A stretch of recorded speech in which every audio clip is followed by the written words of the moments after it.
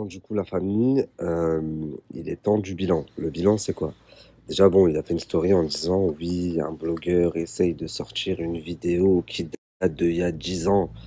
Bon, la première fois, c'était une étiquette. La deuxième fois, c'était de l'Arnouna parce qu'il pleurait. Là, c'est une vidéo qui date d'il y a 10 ans parce que il a un bras qui est pas tatoué sur la vidéo. Mais il y a 2 ans aussi, tu avais un bras qui n'était pas tatoué. Enfin, t'avais qu'un seul bras de tatoué. Donc en soi, que ce soit il y a 2 ans, il y a 10 ans, etc. C'était juste, en gros, pour répondre à ta story quand tu dis, moi, je suis anti-drogue. Alors que tout le monde dans le milieu sait que c'est une grosse blague. Donc voilà, ça c'est de un. Parce que rappelez-vous quand même, il y a tout juste 15 jours, même pas, enfin, j'ai pas la date exacte, mais il y a quand même eu une émission sur TPMP enfin, où ils ont traité du sujet. Et donc Magali Berda défend les candidats, etc. Elle dit que non, c'est pas vrai, Maëva elle est anti-drogue, ce qui est vrai.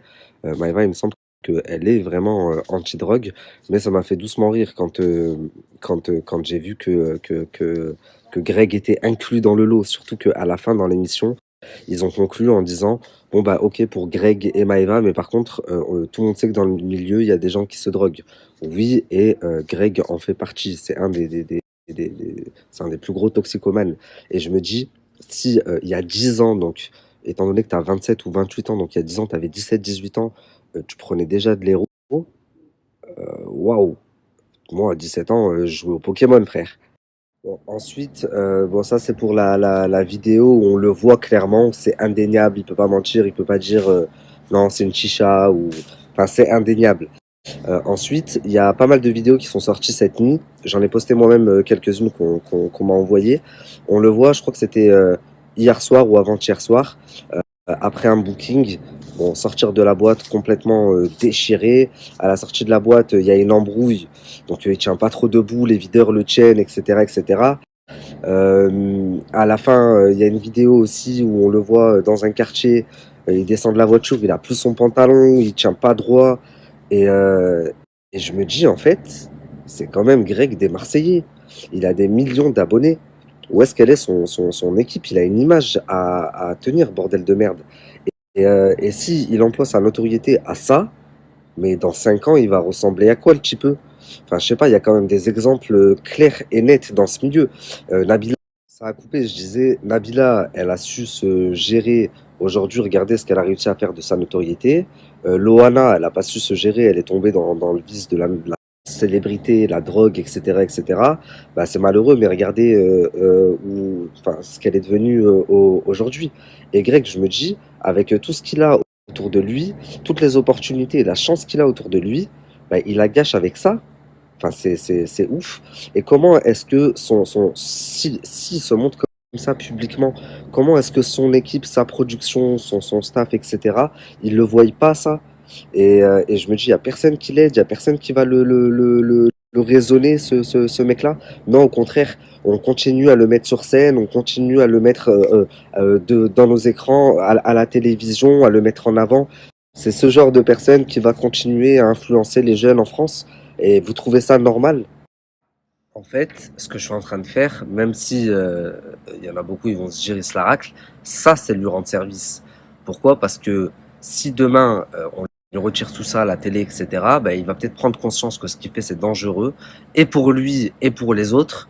Par exemple, là, on le voit, il était au volant de la voiture. Est-ce que vous voyez l'état dans lequel il était? Il arrivait même pas à tenir debout, il avait même pas son pantalon. Donc, s'il en prend conscience et qu'il fait les démarches pour se soigner, bah, c'est un bien pour un mal. Par contre, si on continue à le mettre en avant, etc., et qu'on lui fait pas remarquer qu'il y a quelque chose qui va pas, bah, le bug, il va continuer, continuer, continuer, et au contraire, il va s'enfoncer de pire en pire, jusqu'à après non-retour. Il va arriver à une situation où il pourra plus faire marche arrière.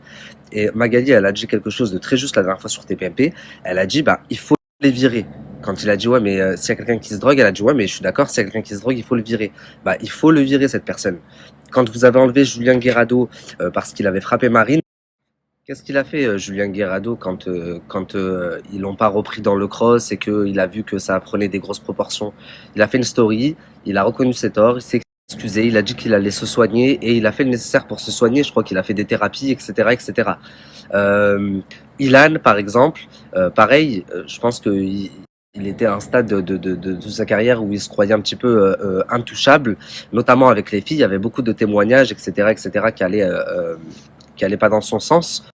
Et je pense que, mine de rien, avec ce qui lui est arrivé, bah, il s'est beaucoup remis en question. C'est les échos que j'ai. Bah, je me dis, c'est pareil. Demain, cette personne-là, en fait, il lui faut, Greg, il lui faut un électrochoc. Maintenant, je sais qu'il y a certaines productions qui vont regarder ces stories, il y a certaines personnes qui vont regarder ces stories.